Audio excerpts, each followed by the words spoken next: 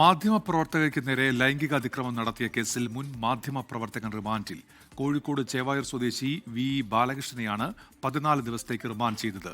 ഇന്ന് രാവിലെ എറണാകുളത്തേക്കുള്ള ജനശതാബ്ദി എക്സ്പ്രസിലായിരുന്നു സംഭവം. വിവരങ്ങളുമായി ഷാരിഖ് നവാസ് പാലക്കാട് നിന്ന്. ഷാരിഖ്, വിവരങ്ങൾ എന്തൊക്കെയാണ്?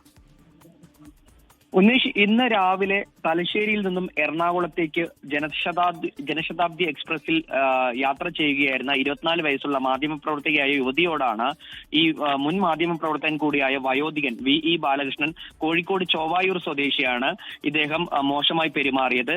ഇദ്ദേഹം ഈ മാധ്യമപ്രവർത്തകയുടെ സീറ്റിനടുത്ത് വന്നിരുന്ന് ലൈംഗികാതിക്രമം നടത്തിയെന്നാണ് പരാതിയുള്ളത്. ഇത് ഈ ട്രെയിൻ പള്ളിപ്പുറം, കുറ്റിപ്പുറം സ്റ്റേഷനുകൾക്കിടയിൽ വെച്ചാണ് ഇത്തരത്തിൽ ലൈംഗികാതിക്രമം നടത്തിയെന്ന് പറയുന്നത്.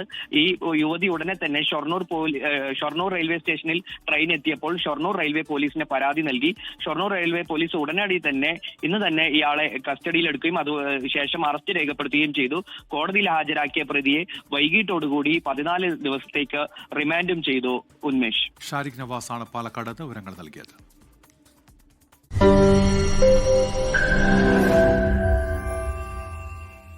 ലോകത്തെവിടെയായാലും ഏത് സമയത്തും 24 വാർത്തകളും ഓഗ്മെന്റഡ് റിയാലിറ്റി പാക്കേജുകളും എക്സ്പ്ലെയിനറുകളും വിശദമായി കാണാൻ ഞങ്ങളുടെ യൂട്യൂബ് ചാനൽ നിങ്ങൾക്ക് സബ്സ്ക്രൈബ് ചെയ്യാം.